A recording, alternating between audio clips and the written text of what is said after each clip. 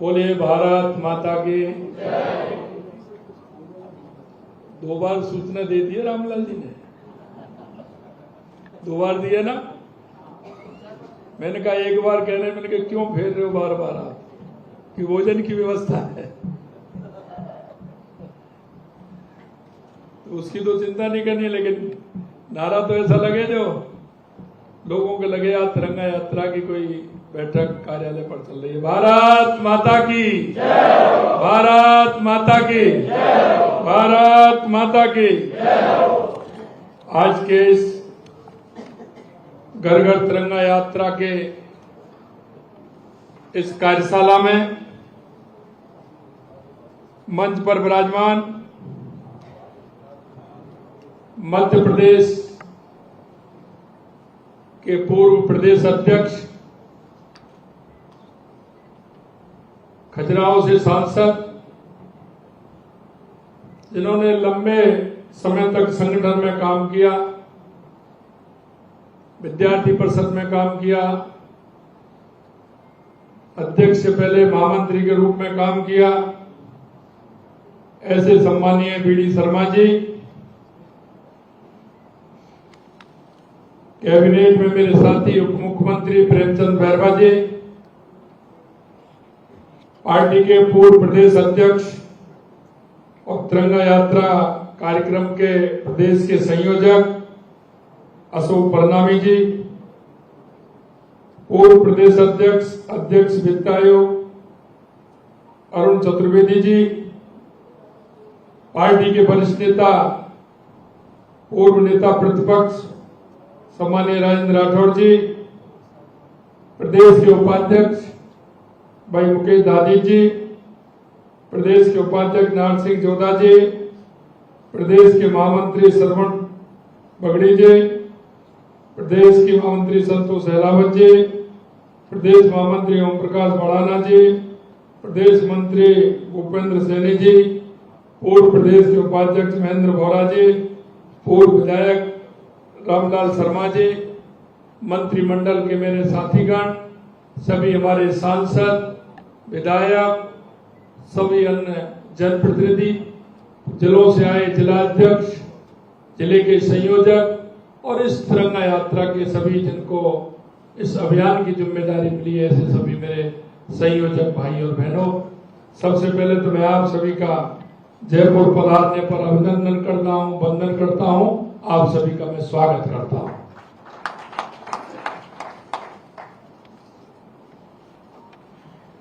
हमारे लिए ये नई बात नहीं है, क्योंकि देश के अंदर देश के यशस्वी प्रधानमंत्री नरेंद्र मोदी जी के नेतृत्व में 11 साल से लगातार केंद्र में हमारी सरकार है। अगर मैं 11 साल के नेतृत्व की बात करूं तो आप अपने आप में महसूस करते होंगे कि 11 साल के अंदर देश के अंदर जो परिवर्तन हुआ है वो ऐतिहासिक परिवर्तन हुआ है माननीय प्रधानमंत्री जी के नेतृत्व। और ये तिरंगा यात्रा इसलिए आवश्यक है, हमारे देश के यशस्वी प्रधानमंत्री नरेंद्र मोदी जी ने आह्वान किया है कि हमारे आने वाली पीढ़ी, हमारे वो युवा, हमारे वो सभी लोग जिन्होंने देश की आजादी के लिए काम किया है, आने वाली युवा पीढ़ी को उनको हमें बोध कराना है, उनको हमें बताना है कि हमारे उन बलिदानियों ने किस तरह से काम किया था। कोई भी देश उसके लिए आवश्यक है कि देश के प्रति उसकी भाव और भावना, देश के प्रति उनका लगाव, क्योंकि कोई भी देश अगर उसकी पहचान बनती है तो वहां के नागरिकों के द्वारा बनती है। वहां के नागरिकों के मन में देश के प्रति निष्ठा भाव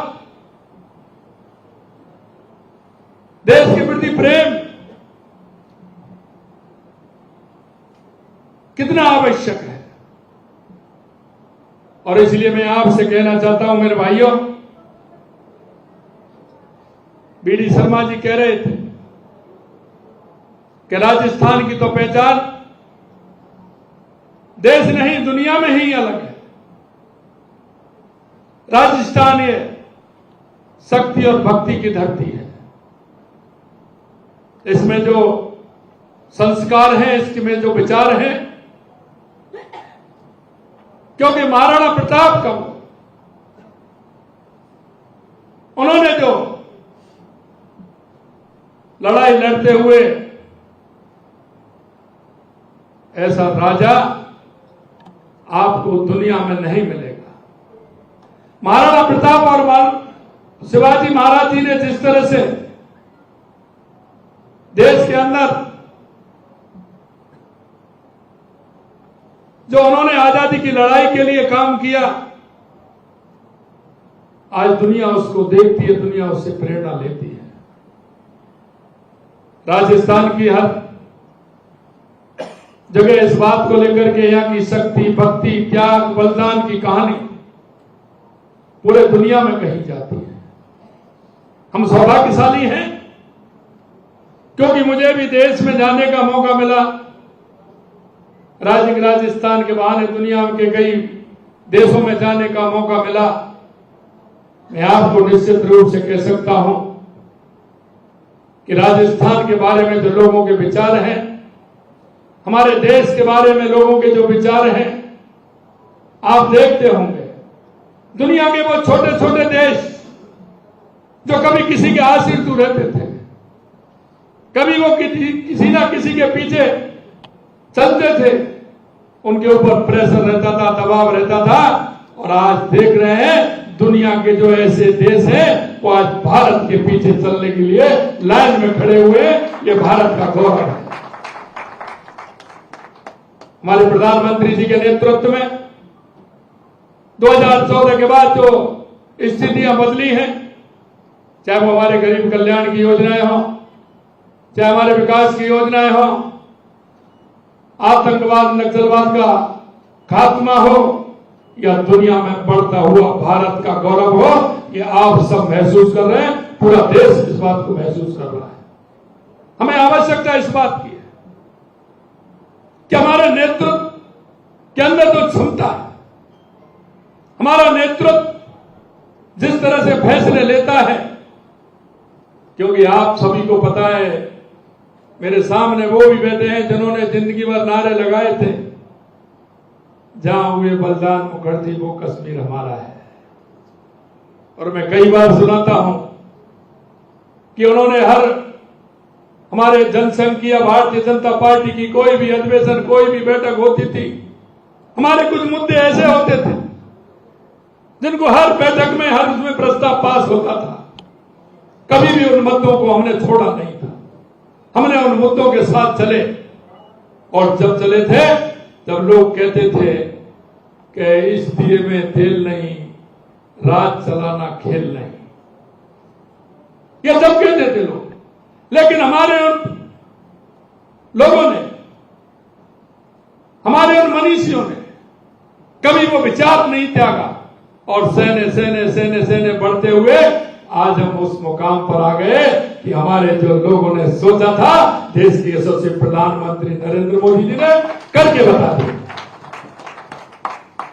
मेरे भाइयों, क्योंकि मुझे यह भी पता है कि कार्यक्रम किस लिए होते हैं, हमेशा मैं आपसे कहता हूं, चाहे वो केंद्र हो या राज्य हो, पार्टी के जो कार्यक्रम होते हैं वो दिशा देने के लिए होते हैं। पार्टी के जो कार्यक्रम होते हैं वो हमको जन से जोड़ने के लिए होते हैं। कभी कभी मैं देखता,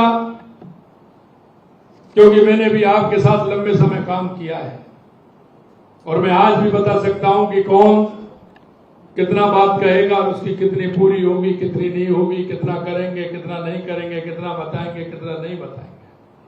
लेकिन मैं एक ही बात कहना चाहता हूं कि यह समय कभी नहीं मिलेगा। जब मैं महामंत्री के रूप में काम करता था उससे पहले मैं युवा मोर्चा के रूप में मैंने काम किया। लेकिन जब मैं कहता था कि युवा मोर्चा के रूप में जब मैंने काम किया है, अगर मैं और कर लेता तो उसका फायदा मुझे मिलता। और अब यही मैं आपसे कहना चाहता हूं कि आप सभी दायित्ववान कार्यकर्ता हैं, आप वो कार्यकर्ता हैं, यह समय आपको बाद में नहीं मिलेगा। आप किसी भी भूमिका में होंगे, लेकिन जनता से जुड़ने का समय बाद में आपको नहीं मिलेगा। इन कार्यक्रमों के माध्यम से हमें किस तरह से जनता से जुड़ करके काम करना है, अगर वो काम हो गया तो निश्चित रूप से आपके जीवन में भी बहुत लाभकारी होगा। आज अगर कोई मेरे से कहे कि मैं उन कार्यक्रमों में, नीचे वाले कार्यक्रमों में, उन कार्यक्रमों में पहुंच करके सब जगह मेरी उपस्थिति दर्ज कराऊं, या मंच पर बैठे हुए नेता इनसे मैं कहूं कि हमारे उपस्थिति दर्ज कराएं, इनके मन में होते अभी नहीं कर सकते, नहीं जा सकते। लेकिन मैं इतना ही कहना चाहता हूं कि जो संगठन का हमारा ढांचा है, और वो ढांचा जिस तरह से बना हुआ है, हमारे प्रदेश की कार्यकारिणी, हमारे संभाग के प्रभारी, हमारे जिलों के प्रभारी, हमारा जिला अध्यक्ष, जिला अध्यक्षों के साथ महामंत्री, उपाध्यक्ष, मंडल के अध्यक्ष, शक्ति केंद्र के संयोजक और बूथ के अध्यक्ष, ये हमारी इकाई ऐसी इकाई है कि अगर प्रदेश अध्यक्ष जी कहेंगे, हमारे 5 महामंत्रियों से, 4 महामंत्री उपाध्यक्षों से जो संभाग के प्रभारी हैं, वो नीचे सिर्फ 4 लोगों को फोन करना है।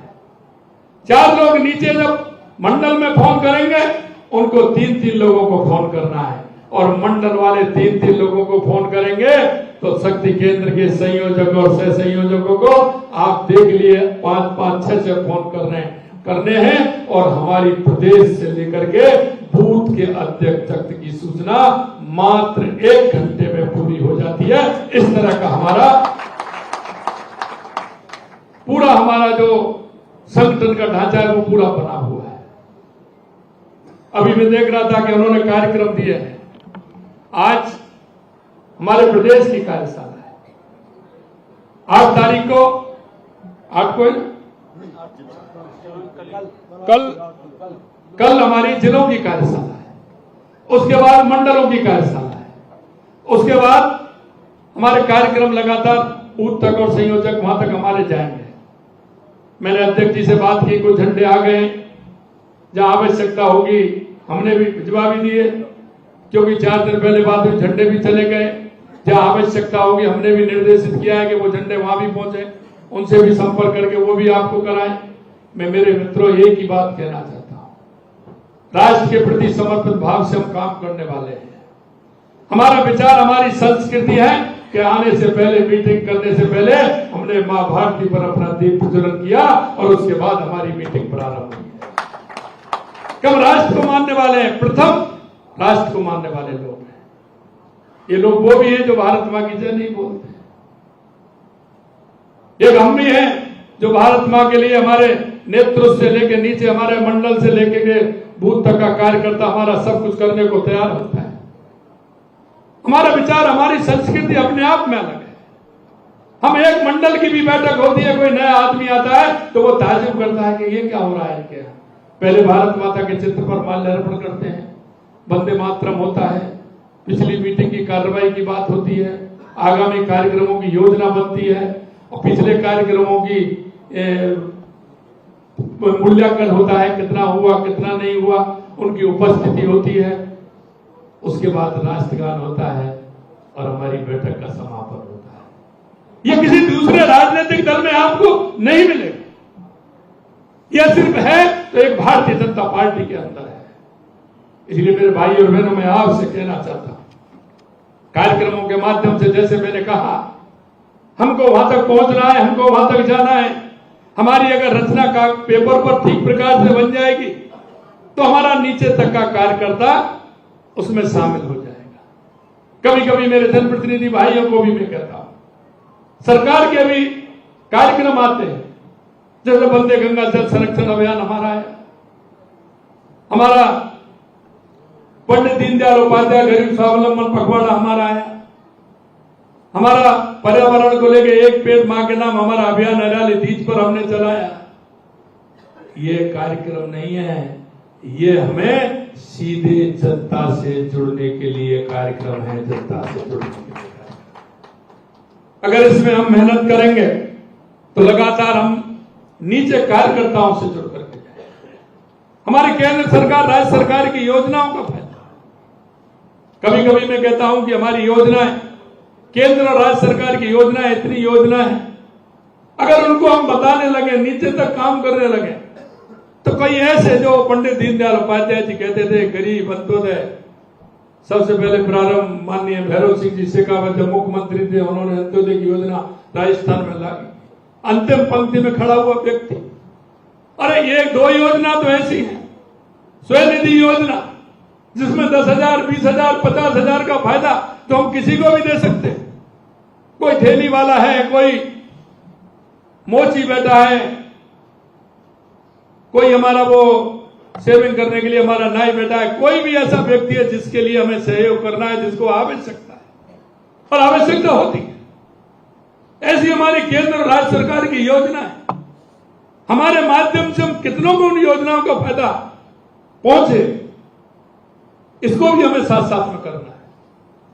आइए बहनों, मैं आपसे इतना ही कहना चाहता हूं कि तिरंगा यात्रा जो हमारी है, हमारे देश के प्रति, हमारे राष्ट्र के प्रति, ये हमारा सम्मान और सम्मान करते हुए हमारे राष्ट्र को कैसे मजबूती प्रदान करें।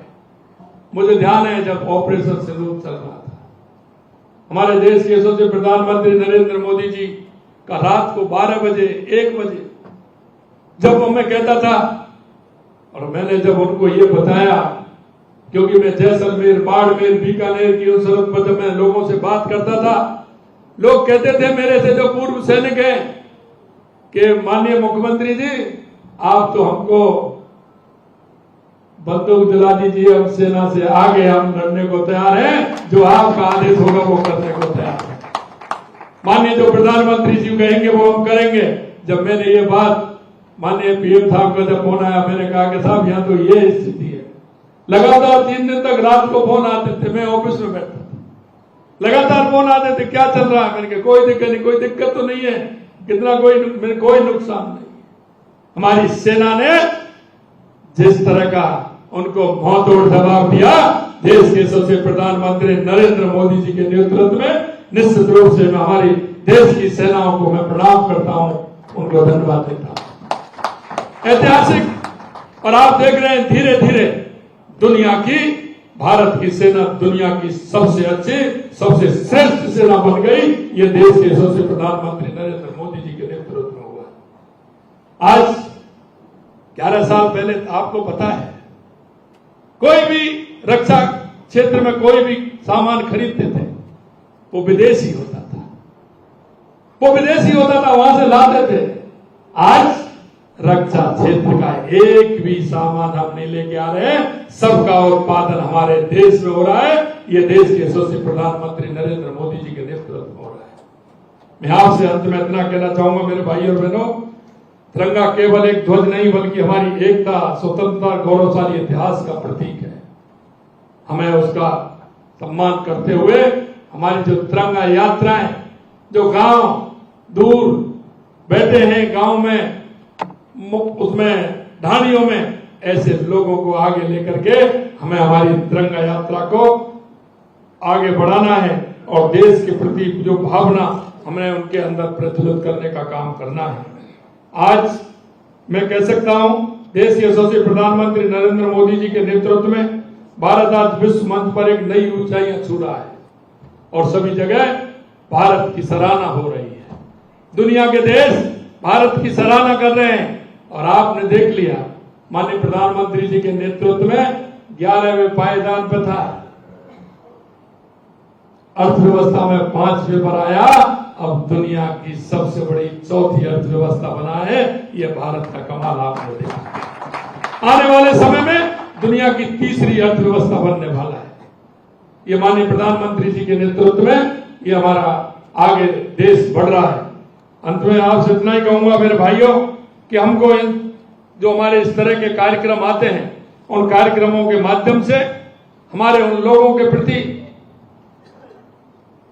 जन जन के प्रति हमारा दायित्व बनता है कि उनको राष्ट्रीय भावना से जोड़ते हुए हमारे देश की एकता और अखंडता को मजबूत करें। ऐसा मुझे आप सभी से निवेदन करना है। मैं और लास्ट में इतना कहूंगा कि हमारे देश की मजबूती के लिए हम सबको आगे आना है और इन कार्यक्रमों को एक प्रभावी रूप देना है। जहां से निकले वहां से लोगों को लगे कि आज कोई देशभक्ति का कार्यक्रम हो रहा है।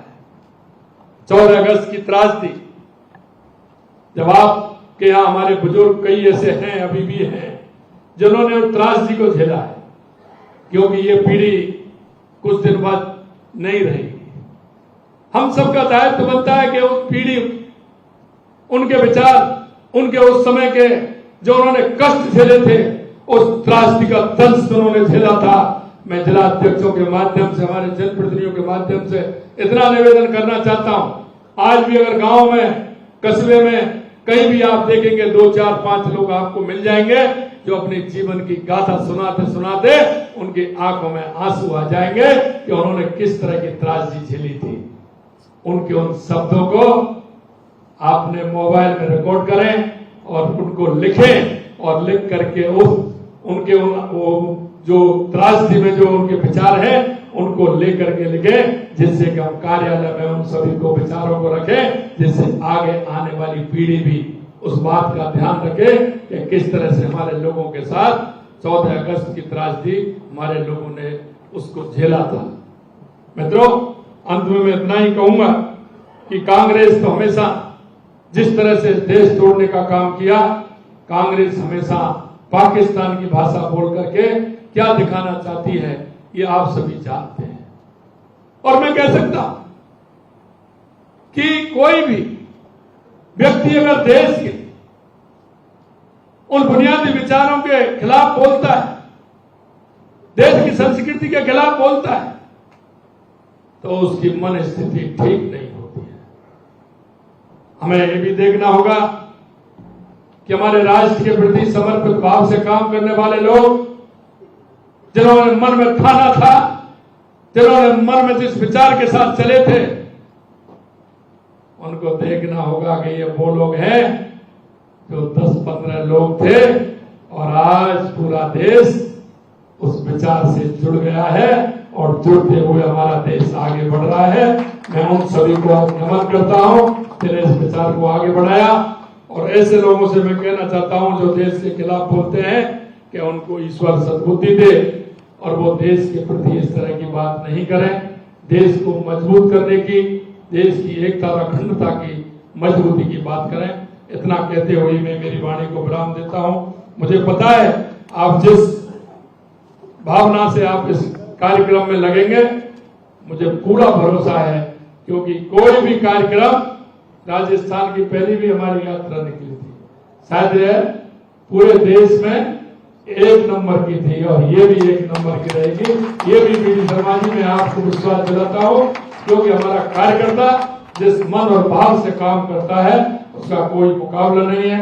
कार्यक्रम अच्छे होंगे, बढ़िया होंगे, समय पर जिले की और मंडल की कार्यशाला भी होंगी और हमारे कार्यकर्ताओं को लेकर हम आगे बढ़ेंगे। हमारे युवा कार्यकर्ता, महिला कार्यकर्ता सभी को साथ लेकर के आगे चलें। बहुत बहुत धन्यवाद। जय हिंद, जय भारत, जय राजस्थान।